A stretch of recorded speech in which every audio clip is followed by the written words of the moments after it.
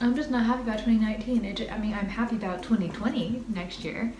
2019, it just like grades on my nerves whenever I hear that word. Is anyone else experiencing this? Happy New Year and a look back at December. Obviously, Christmas happened in December. We celebrated the winter solstice in December. We had like a poly Christmas. I drove down to visit my family with my sister Alicia, and then she was moving after Christmas, so I got to spend a lot of time with her in the car on the drive there and back, and then I got to help her move. I felt like we were on more of the same wavelength. Like, you know how when you're talking to people and some people just seem super cool and you're just like, your wavelength is super cool, but you're not on the same wavelength as them, but it's just like a cool wavelength that you can just like enjoy the wave of, so to speak.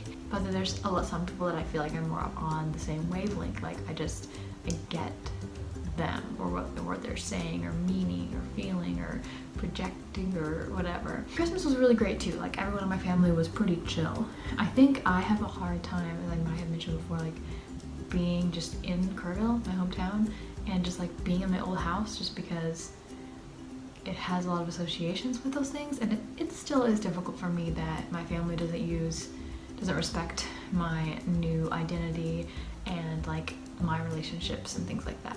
But we're definitely moving that direction. Like no one caused drama this year. It was really chill. It was really cool to be able to hang out with my brother-in-law Wesley and my brother-in-law Nathan, and to see Patience and Nathan were so happy together. Nobody really caused drama over anything. Like I think at some point, like kind of religion and came up at various times. Like they read the Bible as a part of a celebration.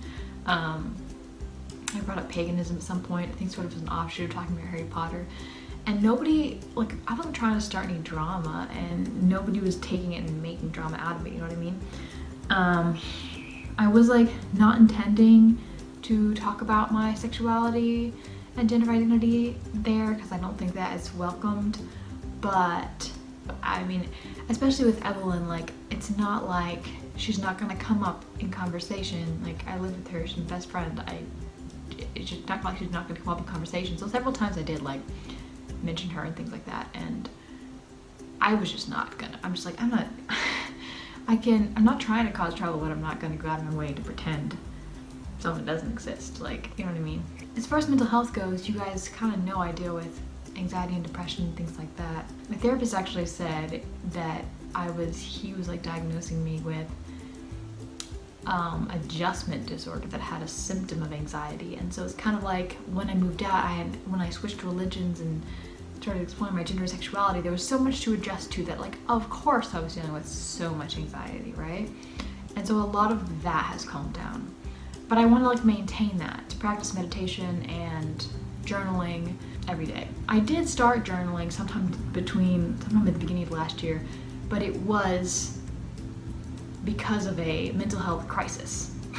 So then I was like, I gotta start doing this in order to like keep sane. I'm trying to like preemptively, do it this time. My sister Alicia for Christmas got me this really cool meditation journal that I'm gonna take into the new year, and I was wanting already to journal like in the new year, but this makes it like super easy. It's got some prompts in it, and it is really pretty. It's got these pages that have little prompts about your day you had at the end of the day, and the next day what some of your goals are. And I just find that really grounding and really inspiring. And of course, I have some new art goals for the new year. I am getting my poetry book ready for publication now. I've had a few pre-orders. It's called 1 Year with a Fallen Angel, and it is poetry I wrote in 2018. My year of exploration, anxiety, as I said, adjustment. You got some erotic-ish poetry in there. You got some, anxiety and depression related poetry, some,